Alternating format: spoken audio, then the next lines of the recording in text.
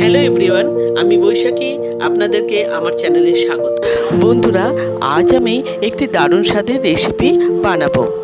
আমি কুমড়ো দিয়ে এই রেসিপিটা বানাবো। তার জন্য আমি 500 গ্রাম কুমড়ো নিয়েছি। এখানে কড়াই সর্ষের তেল দিয়ে দিয়েছি। তেলটা গরম হয়ে গেছে। এরপর 1 চামচ মৌরি দিয়ে দিলাম।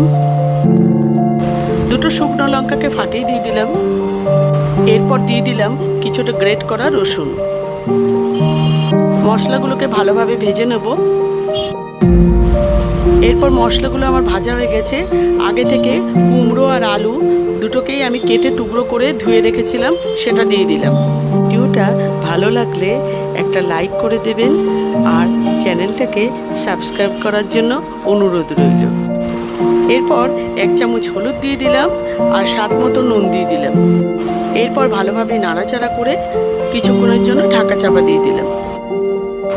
এরপর 5 মিনিট পর কুমড়ো আর আলুটা ভাজা ভাজা হয়ে গেছে। একটু নাড়াচাড়া করে নিলাম।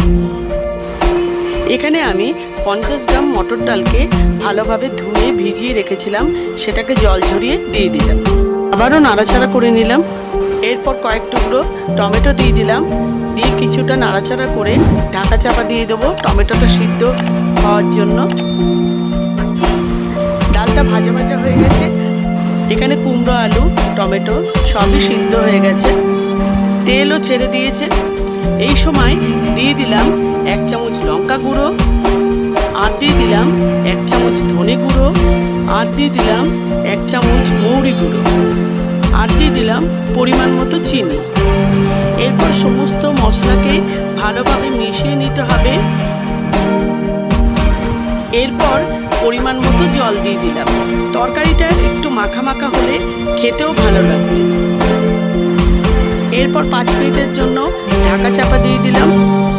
বন্ধুরা, 5 মিনিট পর আপনাদের দেখাচ্ছি। দেখুন তরকারিটা দেখতে কত সুন্দর লাগছে আর খেতেও অপূর্ব লাগে। শেষে একটু কসুরি মেথি ক্রাশ করে দিয়ে দিলাম। তাই আমার মতো করে একদিন এই রেসিপিটা বাড়িতে বানিয়ে দেখতে পারেন। আশা করি ভালো লাগবে। এটা রুটি পরোটার সাথে দারুণ লাগে। আপনারা যারা আমার ভিডিওটা যে যেখান থেকে দেখছেন তাদের পাশে থাকার অনুরোধ রইল। Till then, take care, bye by.